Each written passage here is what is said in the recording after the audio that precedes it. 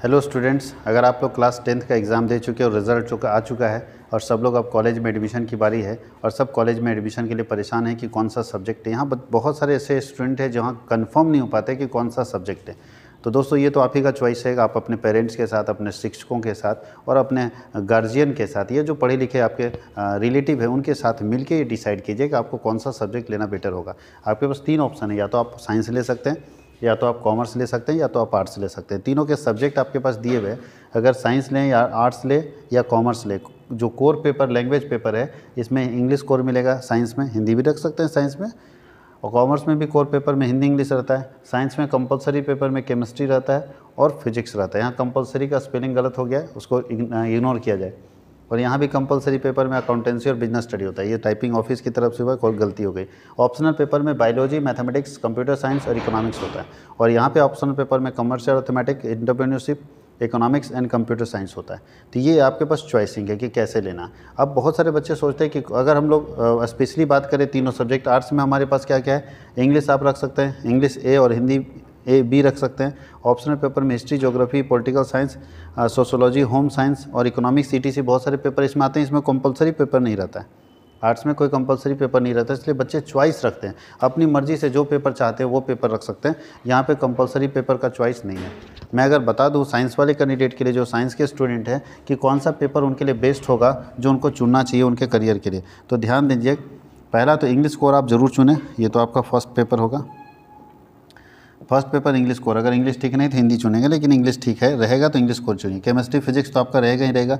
अब इन सारे पेपर में आपके ऊपर है, बहुत सारे बच्चे के ऊपर डिपेंड करता है बायो या मैथ्स। तो देखना है उनका फ्यूचर में करियर प्लानिंग क्या है। अगर करियर प्लानिंग मेडिकल है तो बायो लेंगे, और बाकी जगह पे है तो मैथ्स ले लेंगे। दूसरा, कंप्यूटर साइंस। कंप्यूटर साइंस एक पेपर वो रख सकते हैं। अगर ये दोनों में से कोई पेपर रखेंगे, कंप्यूटर साइंस या इकोनॉमिक्स, दोनों में से कोई भी पेपर वो रख सकते हैं। वो उनके ऊपर जो डिपेंड करता है कि सीएमएस चुनना चाहिए या इकोनॉमिक्स चुनना चाहिए। लेकिन अगर आप बीटेक बोलते हैं हम लोग, अगर आप बीसीए करने का प्लान बना रहे हैं, साइंस के स्टूडेंट है और बीसीए करने का प्लान बना है, तो बिना मैथ्स का बीसीए नहीं होगा। तो मैथमेटिक्स चुनना पड़ेगा। मैथमेटिक्स चुनिए, उसके बाद ही आप बीसीए में जा सकते हैं। कंप्यूटर साइंस रखिए नहीं रखिए उससे कोई मतलब नहीं, मैथमेटिक्स रहना जरूरी है, तब आप बीसीए कर सकते हैं। बाकी सारे ऑप्शंस किसी से भी खुले हैं। सिर्फ बीसीए के लिए एक रिस्ट्रिक्शंस है कि मैथमेटिक्स के बिना बीसीए आप नहीं कर सकते। बाकी सारे ऑप्शन के लिए खुले हुए हैं। कॉमर्स के अगर कोई स्टूडेंट है तो इंग्लिश हिंदी में से कोई चुनेंगे। वो लैंग्वेज में कंपलसरी पेपर अकाउंट्स बीएसटी चुनना ही है। मेरा ये सलाह है, अगर आप कॉमर्स के स्टूडेंट हैं तो कॉमर्शियल अर्थमेटिक तभी चुनिएगा जब आपका मैथ्स अच्छा होगा। CAE इसको बोलते हैं, CAE तभी चुनिएगा जब आपका मैथ्स अच्छा हो। अगर मैथ्स अच्छा नहीं है तो आपके पास 2 चॉइस है, एंटरप्रेन्योरशिप चुनिए और इकोनॉमिक्स चुनिए। कॉमर्स के स्टूडेंट के लिए कंप्यूटर साइंस का कोई मतलब नहीं है। कॉमर्स के स्टूडेंट के लिए कंप्यूटर साइंस का कोई मतलब नहीं है। कंप्यूटर वो सीखे, लेकिन कंप्यूटर साइंस में लैंग्वेज पढ़ के क्या करेगा, C++। उसको कंप्यूटर में उसको टैली सीखना चाहिए। जो कॉमर्स का स्टूडेंट है उसको टैली सीखने की ज़रूरत है कॉमर्स में। कंप्यूटर साइंस का कोई मतलब नहीं है। बहुत सारे कॉलेज और स्कूल वाले लोग क्या करते हैं कि 30 नंबर का प्रैक्टिकल है बाबू, अगर दे देंगे तो पास हो जाएगा। 29 नंबर तो हम ही दे देंगे, तुम भी कुछ एग्जाम में लाएगा तो अच्छा नंबर आ जाएगा। भाई पास होने के लिए अगर पढ़ रहे हो तो फिर ले लो भाई, लेकिन जीवन में आगे बढ़ने के लिए पढ़ रहे हो, लगता है कि हमको आगे भी फ्यूचर में काम देगा, तब आप अगर पढ़ रहे हो। कंप्यूटर साइंस का कोई रिलेवेंट नहीं है, कोई रिलेवेंस नहीं है कॉमर्स में। इसलिए कॉमर्स में आप इकोनॉमिक्स या ये दोनों में से एक चुनो। अगर मैथ अच्छा है तो CA चुनो, और मैथ अच्छा नहीं तो ETP चुनो। लेकिन इकोनॉमिक्स कॉमर्स का कंपलसरी पेपर है, तो जितने कॉमर्स के बच्चे हैं वो इंग्लिश हिंदी में से कोई एक चुनेंगे जो उसका अच्छा होगा। अकाउंट्स BST चुनेंगे, अगर मैथ अच्छा है तो CA चुनेंगे, नहीं तो ETP चुनेंगे, और इकोनॉमिक्स तो चुनना ही चुनना है। यही 5 सब्जेक्ट आप लीजिएगा अगर कॉमर्स के स्टूडेंट है तो। फ्यूचर में सारे ऑप्शंस आपके पास खुले रहेंगे इसमें, सारे ऑप्शंस। हाँ, लेकिन इसमें भी मैं बता दूं कि अगर कोई बच्चा, वैसे कॉमर्स का कम बच्चा BCA करता है, लेकिन अगर कोई बच्चा इसमें भी BCA करने का सपना देख रहा है तो CA लेना जरूरी है, मैथ्स लेना जरूरी है। बाकी सारे ऑप्शन सब में खुले रहते हैं। कंप्यूटर साइंस का कोई मतलब नहीं। अगर आप आर्ट्स के स्टूडेंट हैं, फ्यूचर में आपको लग रहा है कि हम JPSC या SSC लेवल का जो एग्ज़ामिनेशन होता है, JSSC, जितने एग्ज़ामिनेशन होते हैं, अगर आपको लगता है मैं एग्ज़ामिनेशन का प्रिपरेशन यानी कॉम्पिटिटिव एग्ज़ामिनेशन की तैयारी करेंगे, तो आपके लिए जो बेस्ट पेपर है इंग्लिश हिंदी में से, अगर आपका इंग्लिश ठीक है तो इंग्लिश ले लीजिए, हिंदी ठीक है तो हिंदी ले लीजिए। ये लैंग्वेज आपके ऊपर है, आप किस लैंग्वेज को ज़्यादा प्रेफर करते हैं। हिस्ट्री चुनना ज़रूरी है, ज्योग्राफी ले लीजिए, और पॉलिटिकल साइंस। अगर आप ये तीनों ले लेते हैं तो आपके लिए बेस्ट कॉम्बिनेशन होगा। आप कभी भी कॉम्पिटिटिव, या अगर आपको लगता है तो एक आप इकोनॉमिक्स ले लीजिए, थोड़ा और प्रेफरेंस हो जाएगा। होम साइंस और सोशोलॉजी का कोई मतलब नहीं है। आप political science economics, history, geography और इंग्लिश ले लीजिए।